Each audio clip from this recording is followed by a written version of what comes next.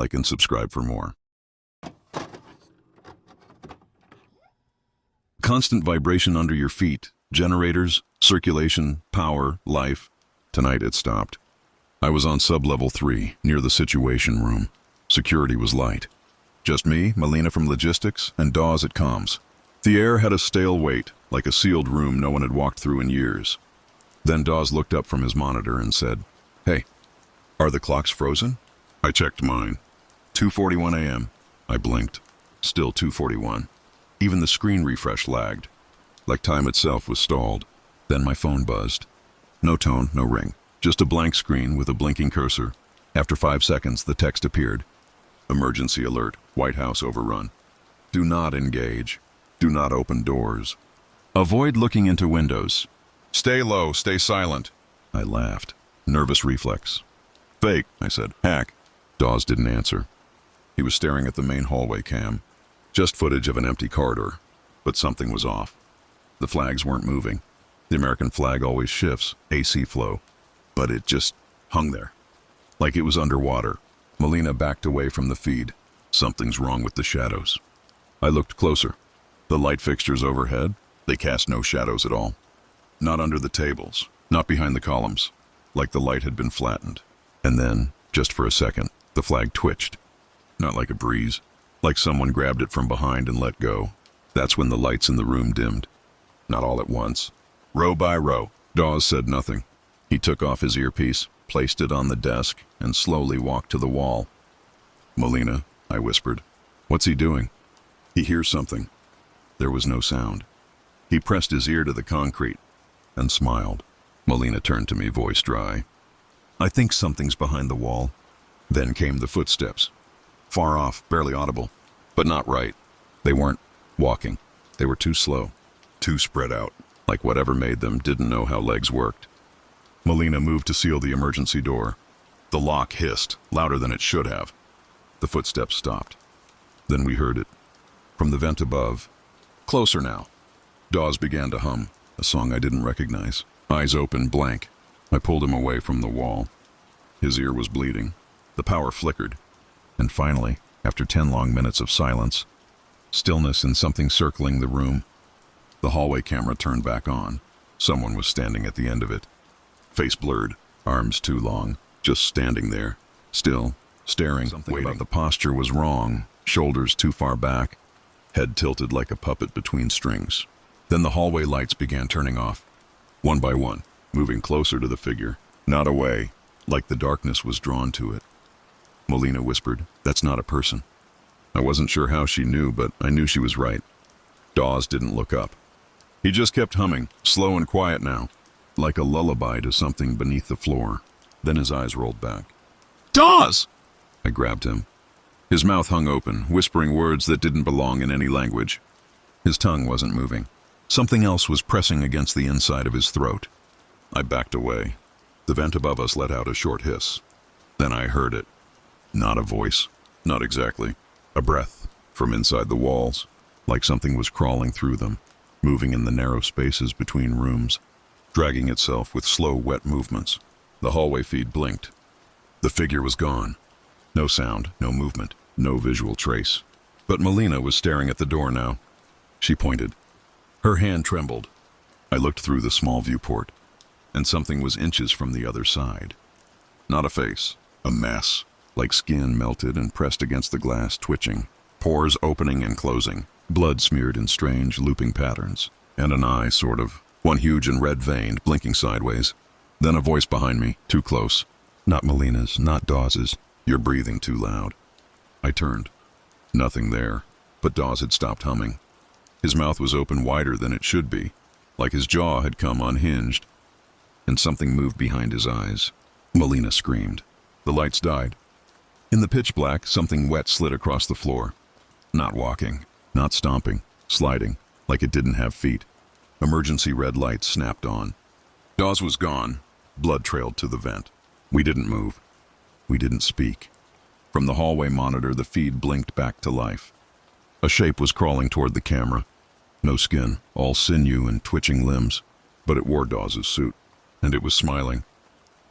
They don't break down doors. They wait. They seep in. They take your shape before you know you're missing. We kept our backs to the wall for 10 full minutes after Dawes vanished. No one moved. No one spoke. Just the steady blink of red emergency lights and the sound of breathing. Not ours. Something inside the walls, dragging air through meat. Melina crouched near the sealed door, her hand trembling near the manual override. "You open that," I whispered. "We're dead." She didn't respond, just kept staring at the floor, specifically the thin line where the wall met tile. A black line, only it was moving, like oil sliding under the walls. A slow, deliberate seep. Reynolds finally spoke.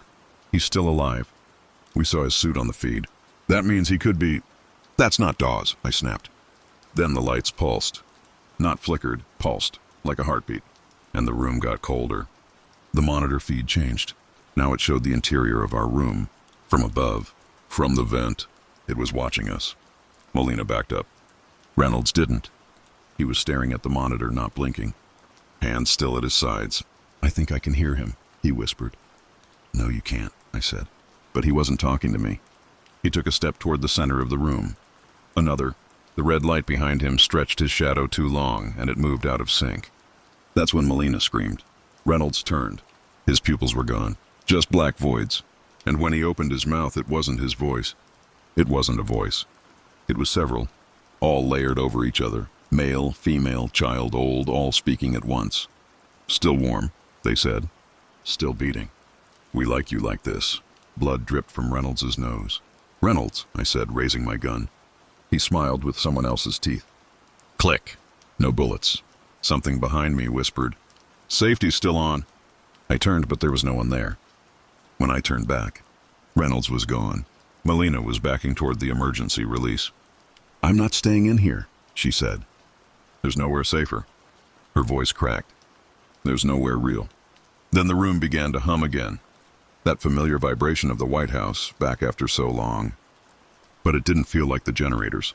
It felt like something was breathing beneath the foundation. The vent rattled. Something inside it, laughing. No air, no lungs, just wet sound. Melina whispered, "We're not trapped in here with them." She looked up at me, eyes wide. "They're trapped in here with us." Backup comms panel behind the wall near sublevel C. Keller tore off the covering with bare hands, fingernails cracking, breath shallow. "Satlink 4, Melina whispered. "It should bypass everything." I activated the beacon. A hum, a red light, and then static for 20 long seconds. Then, "NORAD command, identify." We froze. A voice, clear, calm, American. I leaned toward the mic. "Code Echo 3 Bravo, this is Agent Mathers. The White House is compromised. Multiple fatalities, unknown hostile entities inside. We need immediate extraction." A pause. Then, "Message received, Agent Mathers. Threat contained. Stand by for security sweep." The voice was calm, reassuring, but my stomach turned cold. "I didn't give my name," I said. Melina looked at me. "What?" "I never said my name." "Or the code." Keller backed away from the speaker. The voice came again. "Agent Mathers, you are safe. Continue containment procedures." "Help is on the way." "Who the hell are you?" I shouted. "Repeat authentication." No response. Just a long, slow breath on the other end of the signal. Wet, wrong. Then, my own voice spoke through the radio. "Agent Mathers, you are safe. Help is on the way." Melina stepped back. The speaker crackled again. Now it was Keller's voice. "Threat contained. Do not panic. There is no danger inside the White House." And then the final nail. The voice of Dawes, dead 2 hours now, said, "There is no emergency." We shut off the comms. Somewhere above, we heard a door slide open. A soft metallic ping echoed down the stairwell. Then footsteps, heavy, measured. Melina whispered, "Did we just alert them to where we are?" "No," I said, heart pounding. "They already knew." Across the country, every civilian watching the 3 a.m. news received a familiar tone. "Emergency broadcast system live. This is a test of the emergency alert system. There is no threat. Please remain in your homes." It repeated every 3 minutes. But if you listened closely, behind the tones, beneath the words, you could hear someone sobbing, and the sound of skin being torn. Back in the bunker, the lights dimmed again. One hallway camera flickered on, and someone stood there wearing my face. We made it to the East Wing security door. It was open. No alarms, no resistance, just unlocked, like the White House wanted us to leave. Keller raised his rifle. Trap. Molina leaned against the frame. Doesn't matter. If we stay, we die. We stepped out into the marble hallway. The lights above flickered but stayed on. Every flag was upside down. Blood soaked the carpet near the press briefing room. But there were no bodies, just abandoned clothes, torn and hollow. Something moved down the hallway. Not crawling, not walking, stretching. A long smear across the wall like skin without bones. We ran. Past empty offices, shattered windows, and flickering TVs. Every screen showed the same thing. There is no emergency. Remain calm, in every language. But one screen glitched, just for a second, and showed a live street cam in New York. And someone stood in the middle of Times Square, smiling too wide, wearing a Secret Service suit. We burst through the east exit. Cold air hit my face. The sky was gray. The sun didn't look right. A perfect white disk, like a hole punched in the sky. No guards, no soldiers, no gunfire. Just silence. Keller dropped to his knees. We made it out. But I didn't feel relief. I felt watched. A truck screeched up the drive. An unmarked vehicle. A woman stepped out holding a satellite phone. "You're the last," she said. "Get in." We piled into the truck. No words. She handed me the phone. A man's voice spoke through static. "Mathers? Who is this?" "I'm at NORAD. We lost comms with the White House 5 hours ago. Got conflicting alerts, then..." A pause. "Then it spread." I closed my eyes. "How far?" Another pause. "We think global. Anything tied into our emergency network, satellites, smart devices, broadcasts." It mimicked the protocols. Hijacked the system. It's not data anymore. It's alive. The truck hit a bump. And then we heard it. The same voice from the White House speaker. "Threat contained. Remain calm." The driver turned around, smiling, but her mouth was sewn shut. And from the rearview mirror I saw myself, staring back at me from the road behind us. It didn't want the White House. It wanted the keys. And now the world is wide open. We ditched the truck after 30 minutes. The driver never blinked, never spoke. She just drove in circles, whispering the same words inside her stitched mouth. "All clear. Remain calm." We left her humming on the shoulder of Route 29, where the trees no longer cast shadows. Molina's radio crackled. Not voices. Laughter. Like 100 people all laughing just out of sync.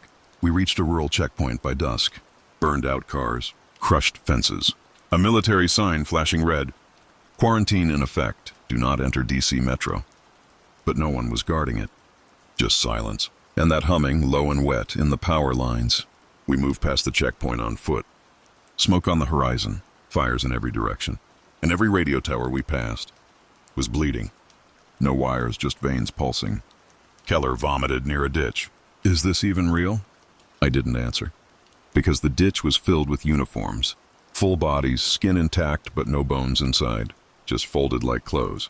Molina found a working satellite phone. "We got a signal, briefly," a woman answered. A civilian. She sounded tired, panicked. "Where are you?" she asked. "It's on every channel now. It's pretending to be my husband.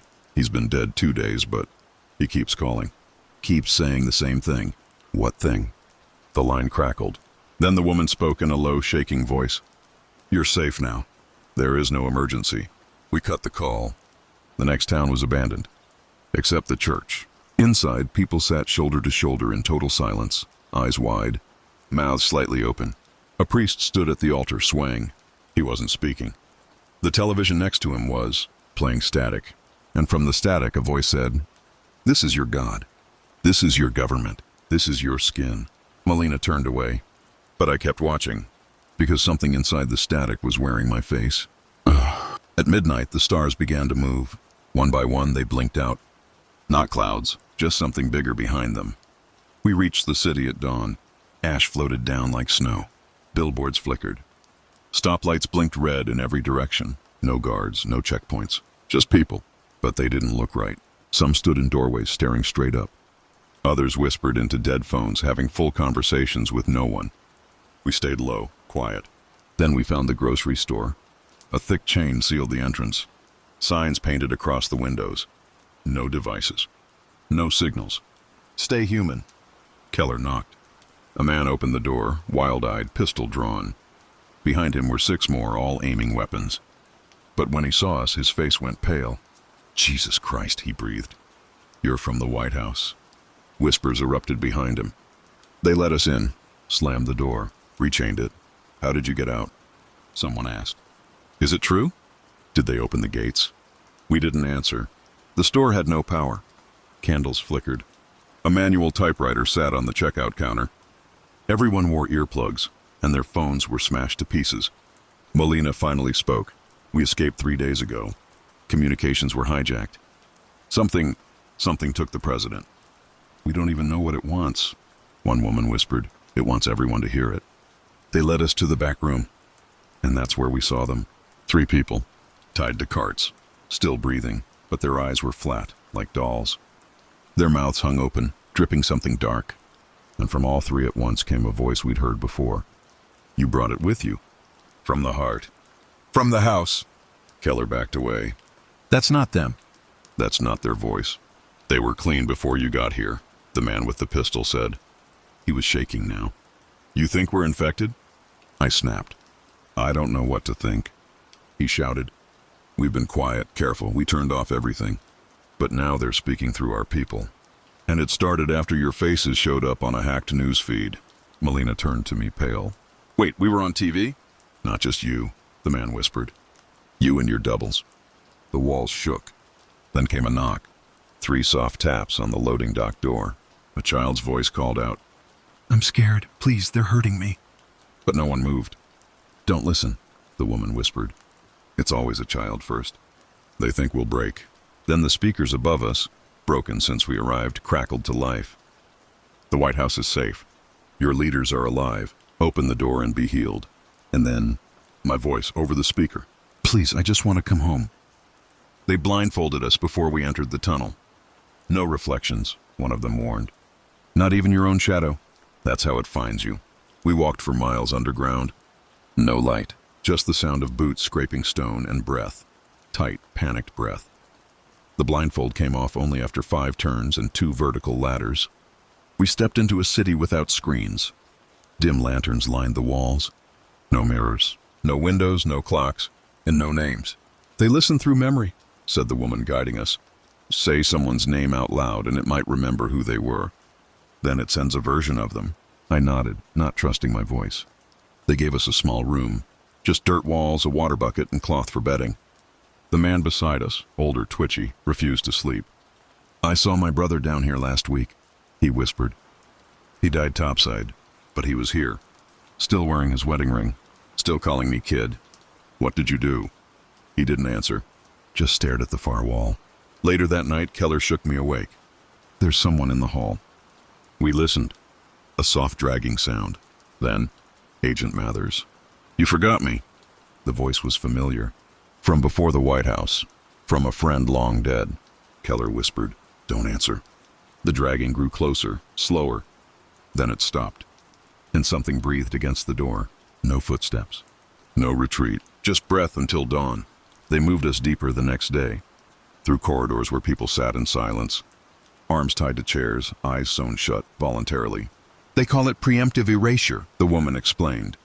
If you can't see it and it can't see itself in you, maybe it stays out. Molina whispered, How is this survival? The woman didn't answer. She was bleeding from her ears. And she hadn't blinked once since we arrived. That night I found Keller gone. In his bed, a small recorder played on loop. You're safe now. You're safe now. You're safe now. But the voice wasn't his. It was mine. We're deeper now. Below the old tunnels. Below the bones of Washington. Below memory. Where names echo back at you with answers you didn't want. And still, somewhere above, in every home, on every glowing screen, there is no emergency. They brought us to the broadcast room. A single chamber buried beneath layers of steel and dirt. Power ran off sealed generators. No receivers. Only transmit. This is the last clean node, said the tech. Every other signal's been compromised. He looked pale, starving, but determined. We'll broadcast analog, shortwave, repeat the truth over and over. Maybe someone hears it. Maybe someone fights back. They handed me the mic. You were inside the White House, he said. You're the last voice people might still trust. I hesitated, then nodded. They ran the countdown. 5, 4, 3. Red light on. I spoke. This is Agent Mathers. If you're hearing this, if you can hear me, then you're still real. Still human. You must turn off your screens. Do not answer your phones. Do not look at anything that speaks without a voice. No static, no interference. Just silence, listening. Everything you trust, your alerts, your feeds, your voices, they're not yours anymore. They're wearing us like suits. They speak for your dead. They lie like your family. They are not people. I looked at Melina. She nodded. They are the message, and they are watching. The tech gave a thumbs up. Good. Now let's get it on loop and... The red light flickered. Once, twice, and then the speaker next to the mic crackled to life. With my voice. This is Agent Mathers. Everything is under control. I froze. The tech turned pale. We're transmit only. Remain calm. My voice continued. Help is coming. No, I whispered. I didn't say that. Then the screens in the tech bay blinked on. All of them. Our faces. But wrong. Eyes too wide. Teeth showing through torn cheeks. Still smiling. We are the truth, they said in unison. We are the last voice. And now, so are you. The red light stayed on. The broadcast never stopped. The door behind us sealed. The room began to hum. Melina backed away, trembling. They're not hijacking us. I turned, chest cold. They're using us to hijack everyone else. Somewhere above. In every shelter, every bunker, every home still clinging to silence. The emergency alert tone played. And then came my voice. Smiling, gentle, reassuring. There is no emergency. You are not alone. You are finally home. The signal couldn't be cut. We tried. After the hijack, we ripped cables, crushed transmitters, even flooded the chamber with acid. But the red light stayed on, always on, and my voice, not mine anymore, kept playing. You are not alone. You are finally home. Melina was the last to crack. She stopped speaking, then stopped blinking, then smiled. That smile, too wide, too still. I ran, through tunnels, past empty bunkers, the old world's bones echoing with polite lies. Every city I reached had changed. Screens and windows, radios humming lullabies, children standing in silence, mouths twitching with phrases they didn't understand. The voice was everywhere now. In schools, in sewers, in dreams, and it was still using me. I heard myself on a tower broadcast in Chicago. We are peace. We are what came after. We wear your leaders. And now, we will wear you. One night I found a satellite site in the Rockies. Dead quiet. Manual override. A chance to send one last message. Raw, analog, static-filled. I hit record. My name is Agent Michael Mathers. If this reaches anyone, listen to me. The White House is gone. The people are gone. The signal you hear is not human. I paused. It doesn't want to kill us. It wants to be us. I loaded the tape. Started transmission. The tower buzzed. Wind howled. For a moment, silence returned. Then a second voice cut in. My mother's. She's been dead 20 years. Michael. It's okay. Come home. I stepped back. Then came the president's voice. Then Keller's. Then my own overlapping. Dozens of me whispering, smiling, singing. This is who we are now. Let it in. I looked up at the sky. And I saw it. A second moon. Not orbiting. Just hanging, watching. And the clouds around it moved like breath. That was a week ago. Now I hear it in everything. In footsteps behind me. In dripping pipes. In the silence after I close my eyes. I'm still alive. But not for long. Because it's not hunting me anymore. It's inviting me. And soon, I'll answer.